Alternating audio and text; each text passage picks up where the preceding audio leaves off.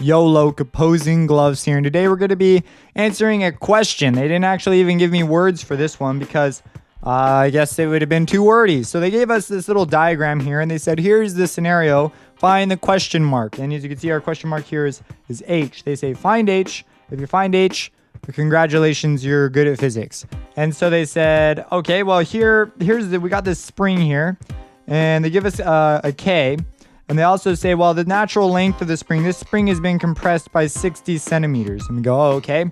So that it would normally be out around here, but it is not. And then they give us the mass of this object, and they want us to know, okay, well, this object's going to come off this spring because the spring has been compressed. So it's going to enact a restoring force to get back to its natural length. The object's going to go, woo, that way. It's going to be affected by some friction, as we can see here. So it's going to slow down a little just because friction. But when it hits this ramp, there's no friction, zero friction.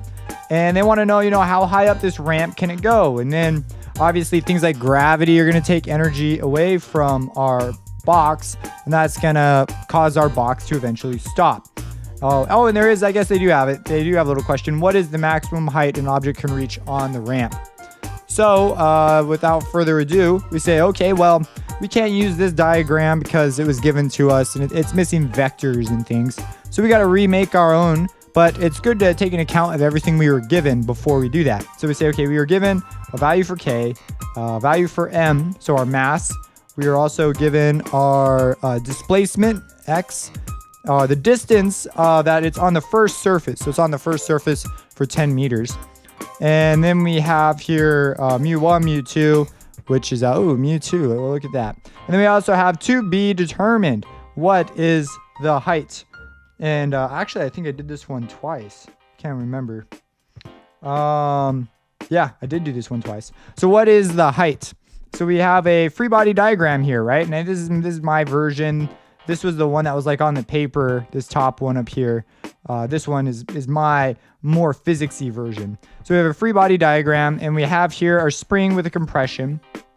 And I did not mark the natural length because instead of using the string compression, I'm going to use energy. So I say, obviously, when at this point, at point A, this thing has to have max potential energy. And I also moved the vectors off onto a little diagram here.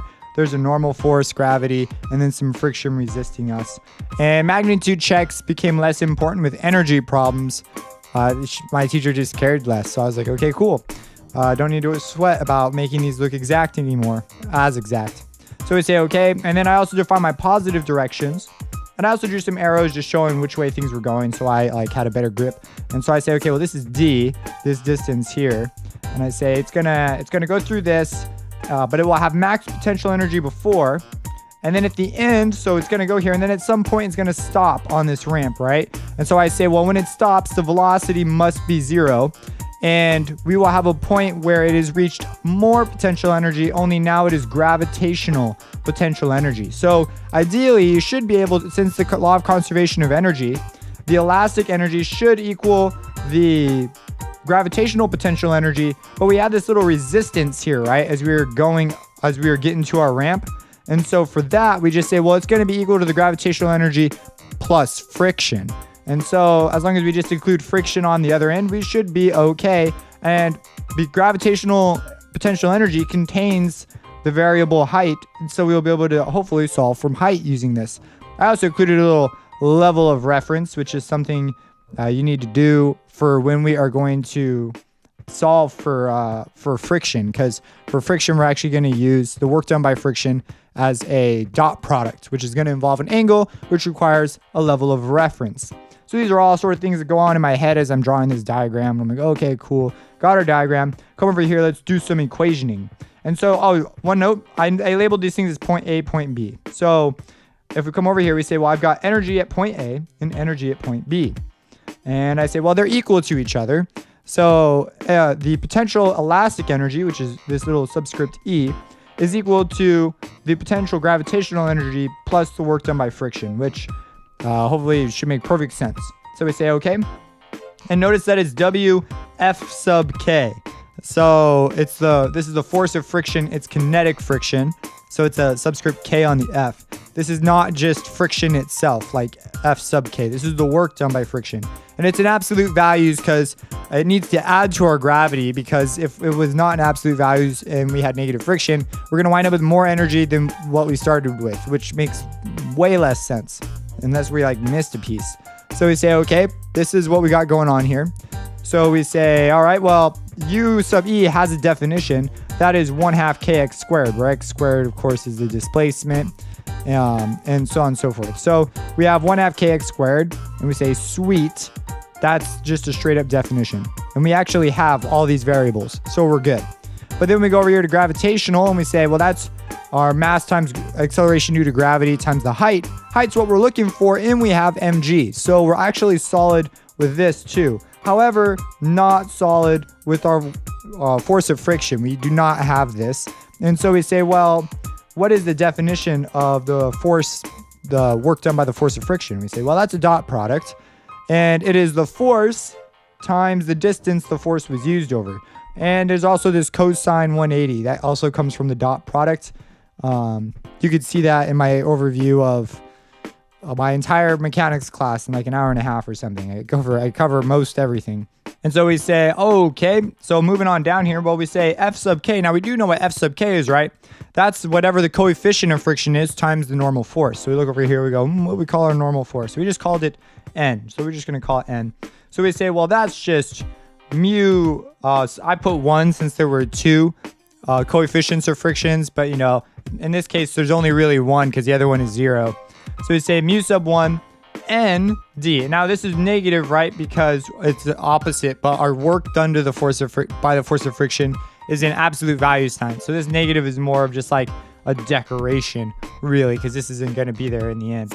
And then we say, well, we don't know the normal force. We know D though, so D is fine. We know the distance that it was on that length of friction. So we say, oh, well, crap. Also, this negative 1 came from the cosine 180. I didn't say that.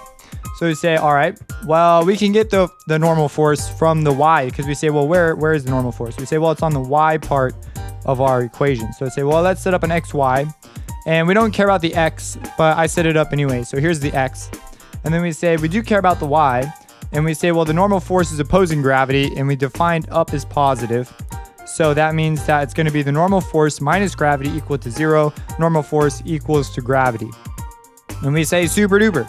We got our normal force equal to gravity. And so we say, all right, let's move it on up over here. And we say, well, now the work done by the force of friction is mu sub 1 mg, which was originally m, but now it's mg, times the distance. And it's negative because of that cosine 180. Just got to show that in the middle steps. But then it becomes positive because we throw it through an absolute value sign. So now the negative just goes away. And we substitute that in. So the only thing that changed here, that's why this arrow is here, is I've substituted friction for our new definition of the work done by the force of friction. And we actually do know all these things. We know mu sub 1, we know m, we know g, we know d.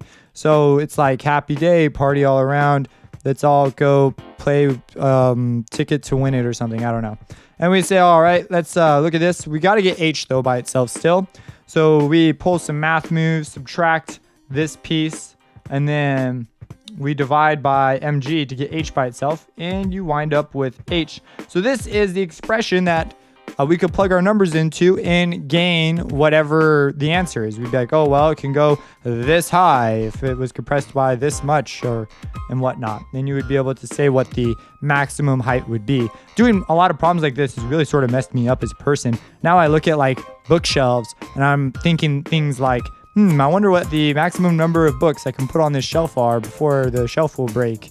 And if I had a book sliding down at this rate, you know, how hard would it have to hit this shelf to cause it to crack? And I don't know, just weird questions now that I never wondered about before. If you have any questions, let me know.